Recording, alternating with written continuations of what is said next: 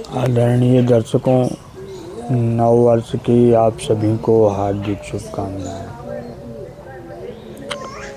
नव वर्ष एक प्रसिद्ध बादशाह, उस जमाने का फेमस एम्परर जिसका नाम जूलियस सीजर था, जबकि लोग उसे जूलियस कैसर के भी नाम से जानते हैं, उसी का बनाया हुआ यह कैलेंडर है जिसमें उसने 1 जनवरी को नया वर्ष घोषित किया था। यद्यपि जूलियस कैसर ने नया वर्ष 1 जनवरी को घोषित नहीं किया था, वास्तविकता तो यह है, किंतु मान्यताओं में और प्रचलनों में इस कैलेंडर का जो उपयोग हुआ उसमें 1 जनवरी ही वर्ष का पहला दिन माना गया और इसी को नव वर्ष मान लिया गया। जूलियस कैसर ने हर सामयिक परिस्थितियों में ऊब करके सनातन कैलेंडर, जो भारतीय संस्कृति का पक्षधर था, उसको नकार दिया और उसने उसके पीछे एक तर्क यही दिया कि इसमें कोई भी तारीख 2-2 दिन की हो जाती है और यह किसी भी स्थिति में कामयाब नहीं है।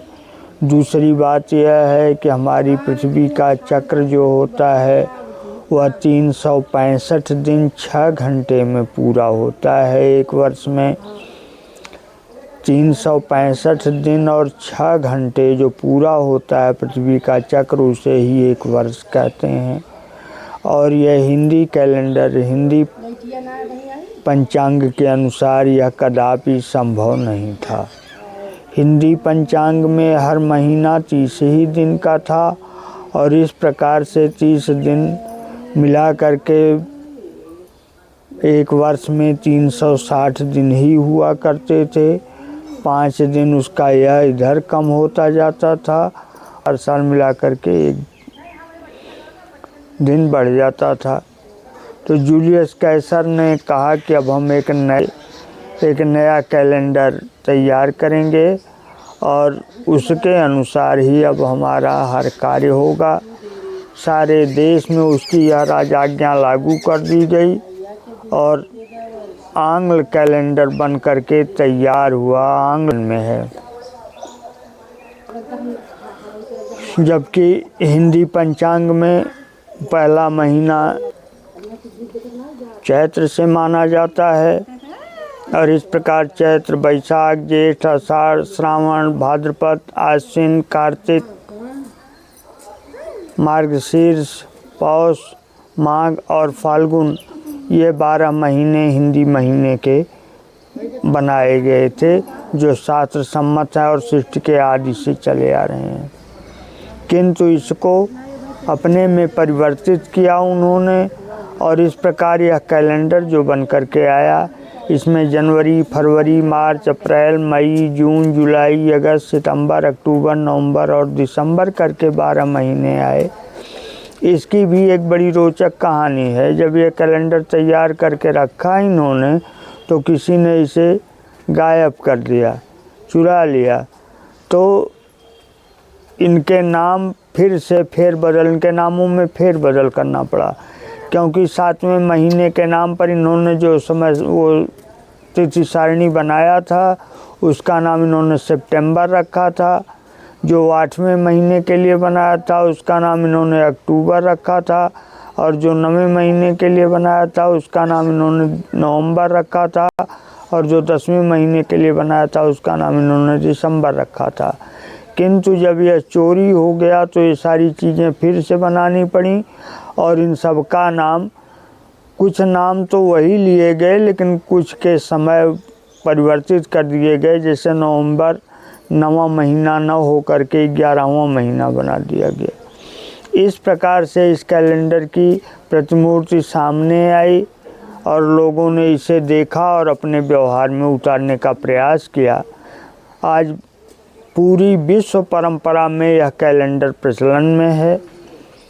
इसके साथ एक सबसे बड़ी चीज़ ये थी कि श्रावण महीने को जूलियस कैसर बहुत मानता था, इसलिए उसका विचार था कि श्रावण महीने को ही पहला महीना माना जाए वर्ष का, किंतु यह सफल नहीं हो सका।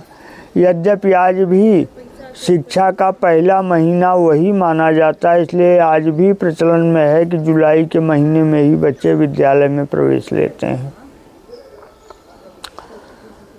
किंतु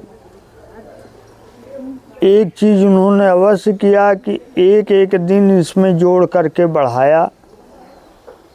जुलाई में भी एक दिन जोड़ दिया और अगस्त में भी एक दिन जोड़ दिया, और ये 2 दिन उसने अपने सब खराब कहता था, जिसका नाम फरवरी है, फेब्रुअरी जिसे कहते हैं उसकी भाषा में, उसमें से 2 दिन निकाल लिया। लेकिन प्रकृति का चक्र जो चल रहा था उन दिनों में भी परिवर्तन होने लगा, कहीं और न लगा करके उसको ले आकर के फरवरी में ही जोड़ दिया। यानी हर 4 साल बाद फरवरी 28 से बढ़ कर के 29 दिन की हो जाया करती है। इसी नियम से आज वही कैलेंडर प्रचलन में है। हर क्रियाकलाप, हर कार्य उसी कैलेंडर से ज़्यादातर हुआ करते हैं। बाद में इस कैलेंडर में कुछ त्रुटियां सामने आईं, जिसे ग्रेगरी 13 ने सुधार किया और फिर इस कैलेंडर को ग्रेगरियन कैलेंडर के रूप में मान्यता दी गई। 1582 ईस्वी में इसे स्वीकार किया गया और यह कैलेंडर इसी जूलियस सीजर के बनाए हुए कैलेंडर का थोड़ा सा सुधार किया हुआ रूप है, जो आज पूरे विश्व में मानक कैलेंडर के नाम पर प्रचलित है। इसे अंग्रेजी कैलेंडर भी कहते हैं। और इसमें ख़ास तौर से त्रुटियां विशेष क्या थीं, क्योंकि इसके अनुसार उनके ईस्टर के समय में, ईस्टर जो ईसाइयों का प्रमुख त्यौहार है, उन्हीं त्यौहार में से ईसाइयों का जो प्रमुख त्यौहार है, जैसे क्रिसमस, गुड फ्राइडे, ईस्टर, तो ये उसी त्योहारों में से एक त्यौहार है ईस्टर, जो ईसा मसीह के जीवित होने की बात को सिद्ध करता है। लेकिन जूलियस सीजर के बनाए हुए कैलेंडर के अनुसार ईस्टर की तिथियां ईस्टर के समय परिवर्तित होने लगे। तब उन्होंने इस कैलेंडर को फिर से इसको सुधारा और जिसमें अक्टूबर में 10 दिन कम करके फिर से नई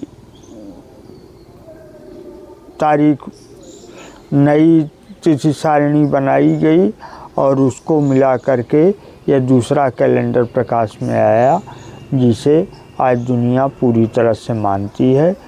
और हमने बताया भी कि इसे अंग्रेजी कैलेंडर के नाम से भी जाना जाता है। इसी के अनुसार 1 जनवरी को वर्ष का पहला दिन माना गया और पूरे विश्व में इसे स्वीकार किया गया कि 1 जनवरी ही वर्ष का पहला दिन माना जाएगा। The first day of the year, इसी को मानेंगे।